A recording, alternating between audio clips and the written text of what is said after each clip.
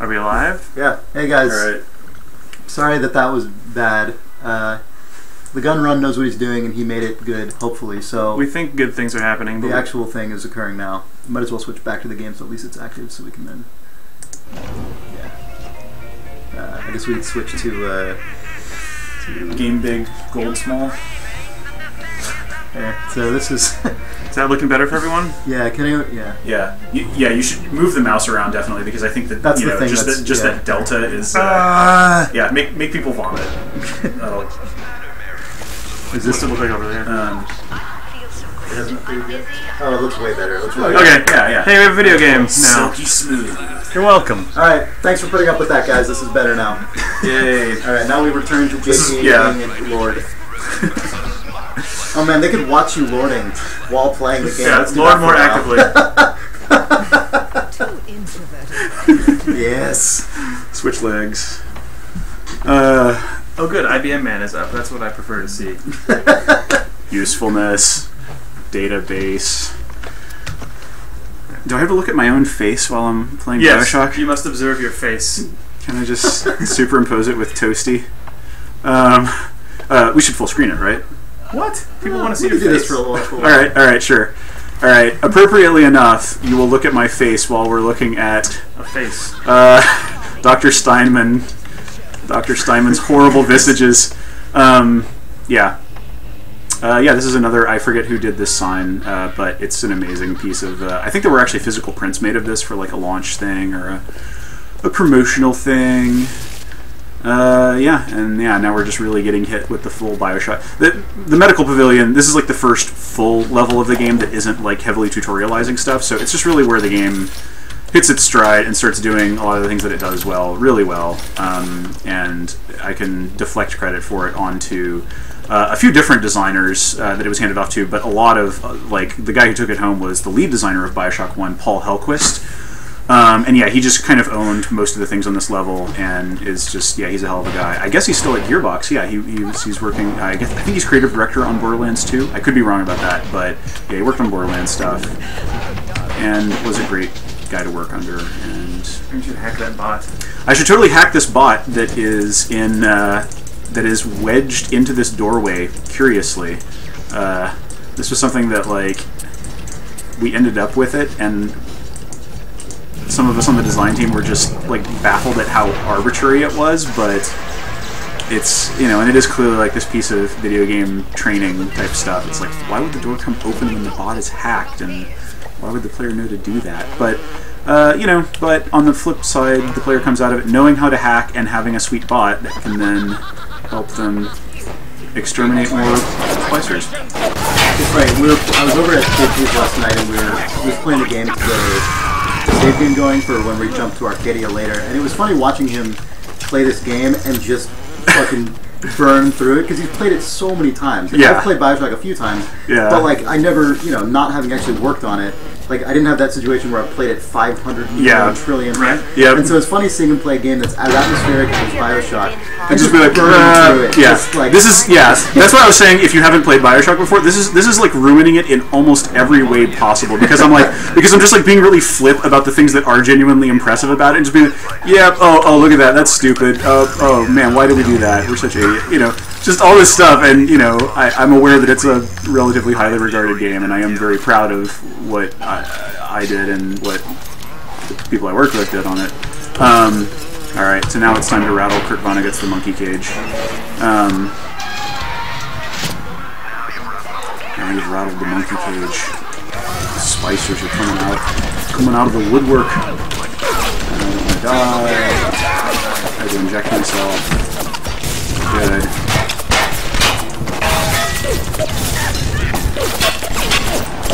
Oh yeah, we get the Tommy gun here. This is a good moment to get the Tommy gun. We've got multiple enemies that are at the good, perfect medium range thing. They're shooting through a window, you're shooting through a window. Everybody's just having a good old time. This lockbox here is what happens to enemies in BioShock when you're not looking at them and there are too many corpses nearby.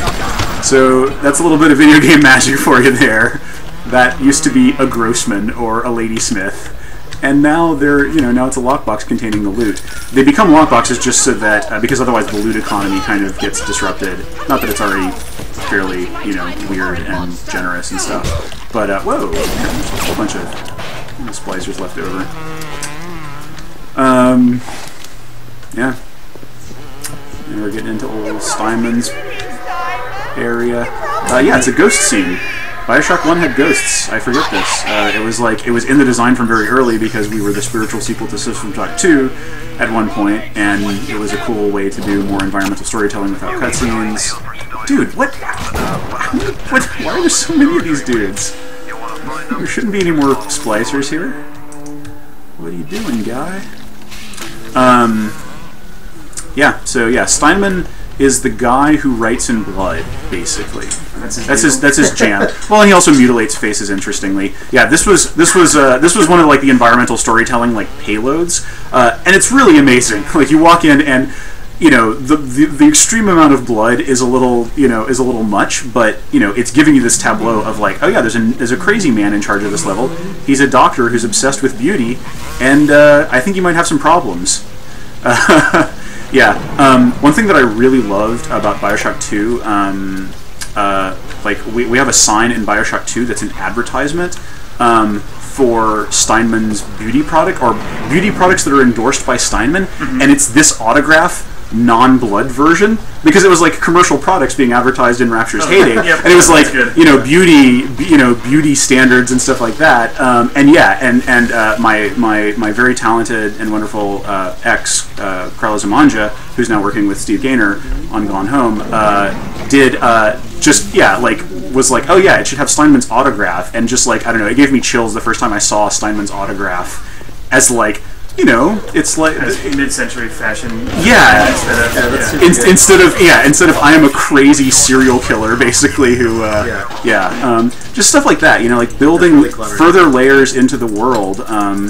You know, and that's just like that's some of the stuff that I'm really proud of in BioShock, because it was just, you know, working within limitations and doing simple, clever stuff that contributes incredible richness, especially compared to how much work you're putting into it. Alright, so I had to hack something. Just because. Yeah, so now I'm...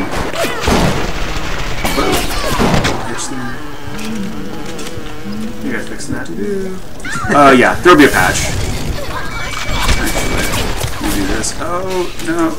Don't kill me. Sure, I'll buy that out. Yeah, the buyout feature, a bit controversial, because technically it lets you just opt out of the feature in the game, the hacking thing. But that was something that John Shea suggested and felt pretty strongly about, and we were really resistant to it at first, but it was like, I don't know, I'd be curious to hear what people think of it. I thought that was cool. I thought that it fit with everything else going on inside of the world. I don't know systemically how it works, right. But just like like free market. I think the fact that it could fall back on fiction, that it had something there, I like the was idea sort of you can, inside of the world of Rapture, even though it's completely insane that, paying $10 gives you a machine robot. Well, it's a little weird, but... Yeah, but yes, yeah. Oh, it's a splicer. You can this is... take out the entire game. No, don't do that. Yeah. So yeah, that was the first, like, grenade-throwing guy, or nitro splicer, as I guess he was called. I guess the equivalent of that buyout feature now would just be an actual microtransaction where it actually just takes $1 from you. And you pay some space bucks and get, Where BioShock made now, Rapture would have fallen due to a weird... Fallen due to the... failure of a player economy. Right. That Microsoft points economy took a weird dive. And, Is a man not entitled to his Microsoft points? Well, then, you could have this weird metafiction. No, says the man at PayPal. Where there is, in this sort of multiverse type situation, where there is a version of Rapture where the world has founded or has formed around Microsoft points, and there's another version where it's formed around the notion of the Steam wallet that everyone's talking about. Different competing utopian societies. I'm pretty sure that's what those rips in Infinite are actually referring to. Oh, probably. Oh, yeah. So, it's the discontinuities between the economies. And Valve's economist is the chosen one, who's the one who can bring balance to the dimensional quakes that So this was you push the button to put the body into the crematorium, and then this made a lot more sense when plasmid and tonic pickups were like way smaller.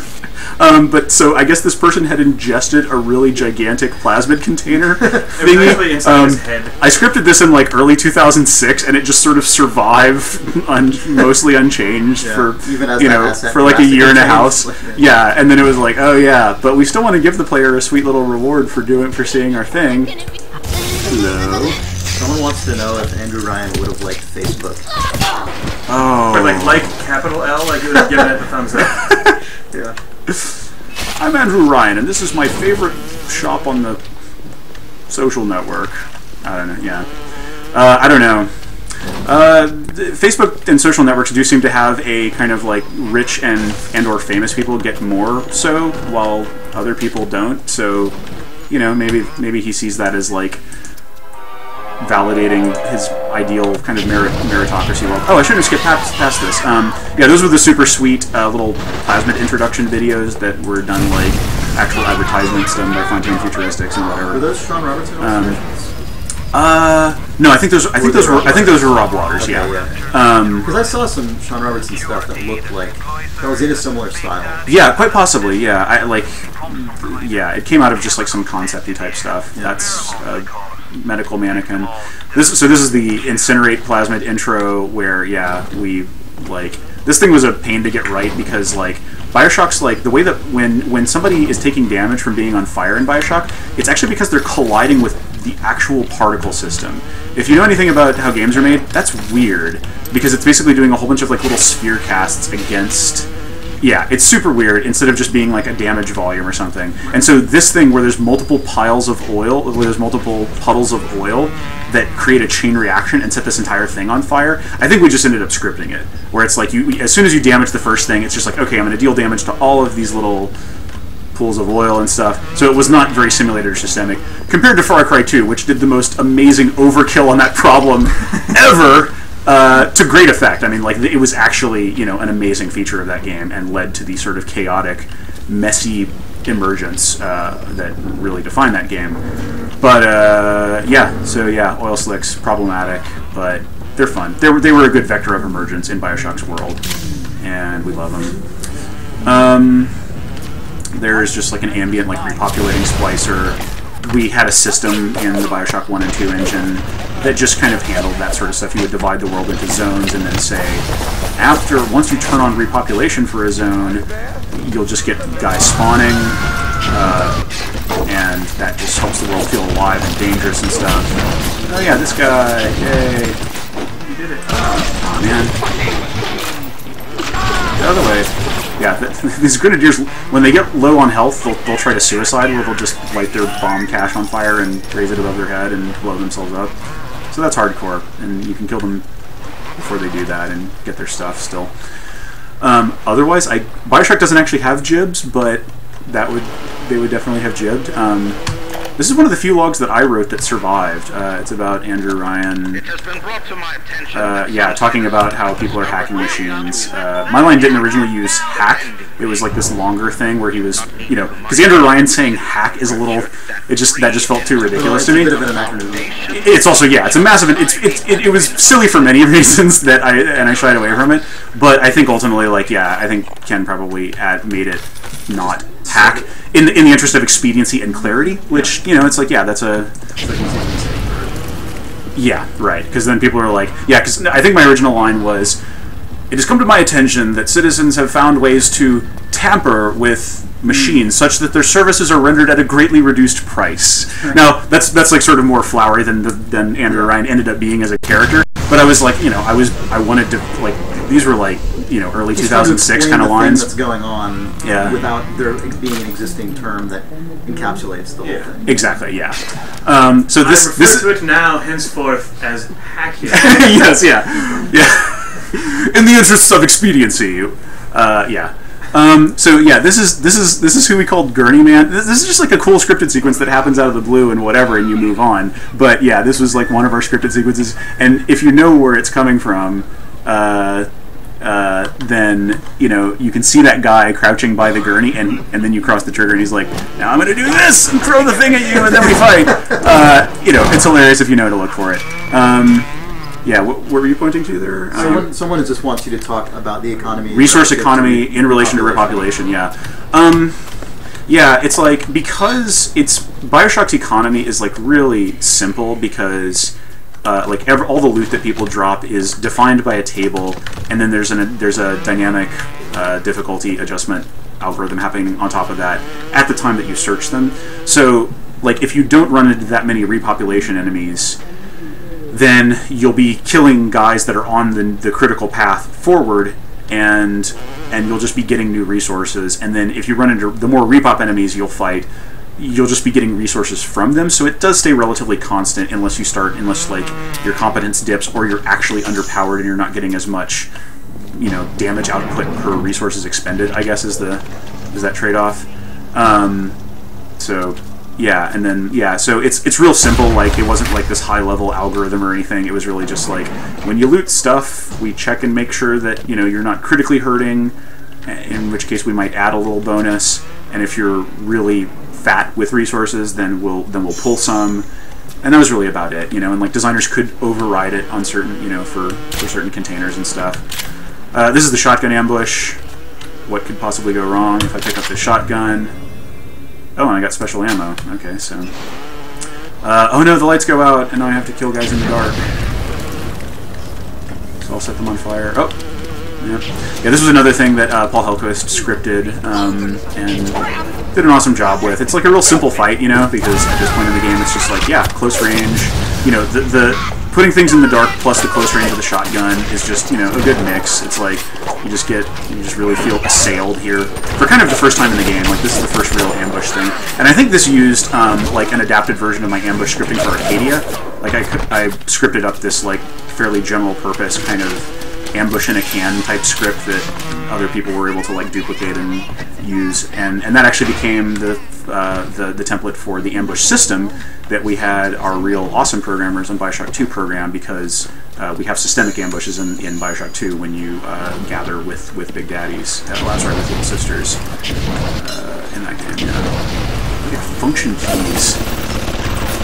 keys to switch to plasmids. Oh yeah. I don't actually want to hack this. I totally don't want to hack this. You don't want to hack it? No, because it's just pointless, and I don't want to make people sit through me playing Pipe Dream. There's a little trail of breadcrumbs leading into, oh no, it's a room, and the fog comes over, and I think maybe this body showed up. Yeah, this was one of our like classic pet scares. I forget who implemented this first, if this was like, if I did it first in Arcadia and then Hellquist stamped it here, or vice versa. But yeah, the lights come down and then you're standing like right here, and then you turn around and you're like, oh god! Oh! And he's just like standing right there. I think usually he goes aggro and stuff, but I guess he didn't. Yeah, that was very finicky to get working. Yeah, and like at the beginning of Arcadia, yeah, there's a similar kind of thing where you get led down this blind alley by a guy, and he surprises you, and he's standing right there, totally not touching you. And that's another little... It's a relatively cheap horror moment, because it's just this... it's a cat scare, but yeah, it's classic, and like you weren't expecting it because you've been running around this fairly systemic level and facing guys more or less toe-to-toe, so...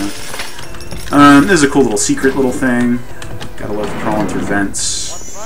Our whole level design philosophy and like level layout school, like issued vents compared to Deus Ex, like Thief and Deus Ex really, vents serve a more important, and vents and little side routes like that serve a more important role, whereas we used them here mainly for just cool secrets. So, okay, where am I supposed to be going? Yeah, this is like an off the beaten path kind of little area here, after like past the shotgun, and so I want to stick to the critical path here. By the way, if you guys want to switch to Arcadia, then I can totally load that up. Oh yes, and I've totally backwards puzzled this entire thing, by the way. This is something that I worry about a lot working on The Cave with Ron Gilbert. Like, I got Incinerate and didn't really know why I needed Incinerate. Granted, in this game, it's just because you can damage fools with it and it's cool. But I got Incinerate first before I had seen the ice blockage here. Right. And now I'm about to go off and get telekinesis before I've even run into Dr. Steinman throwing grenades and knowing that I need to get telekinesis. So, So yeah, whereas ideally you would see the ice blockage first, then go get Incinerate, and then you would, well, no, first you would see Steinman throwing the grenades, say, I have to get telekinesis, and then go to get telekinesis and run into the ice. But I think, you know, like in practice, in a complicated 3D space and all that kind of stuff, it just doesn't pan out that way. Did I actually... So I haven't gotten telekinesis. Am I getting lost in the level that I worked on? This is pathetic. Yeah, like, where do I go to get telekinesis? Get your shit together. Yeah. Dandy Dental, that's right, that's where the... It's because of these opaque doors. These doors weren't opaque once upon a time, and I think they were just, like, the windows... Oh, yeah, there's the non-opaque version of it. Okay, so here's the telekinesis. This is great, you know, we got a little tennis ball launcher type thing that was, like... I think, like, I built the tennis ball launcher thing in a test level, and then, Throw objects at foes. and it was like, oh yeah, because I think I built it as I built the tennis ball launcher as a test thing in a test level for the programmer who was implementing telekinesis, or just so we could repeatedly test it without constantly getting damaged and stuff and having explosions happening. And then we were like, oh yeah, if it was a tennis ball launcher instead of a generic abstract thing, then Dr. Steinman, then Dandy Dental guy could be a tennis playing doctor. And yeah, like we have TK loot in sort of a similar way that System Shock 2 does, where it's like, oh yeah, there's a thing up there and I can't quite reach it, but what if I used my mind powers? And you do, that's great. Good job. So yeah, that splicer there is like set to spawn in and come into the door just after you get TK, and there's a propane tank right there that you have no reason to worry about or care about otherwise. Oh dude, that's the default texture! That's the Unreal default texture that this thing exploded into. Oh, and there it goes.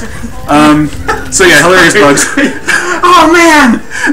Well, right, because like anytime it shows up in a game, it's obviously a bug. Like Unreal Engine 1 and 2 had a default texture that was actually a scan of cave pearls out of an old book about caves that Alan Willard, the technical artist at Epic, owned, and that was that. So that's the genesis. If you ever worked with the Unreal Engine and wondered about that weird spoiled milk cave pearls cheese texture, that's what that is. Yeah. It looks like the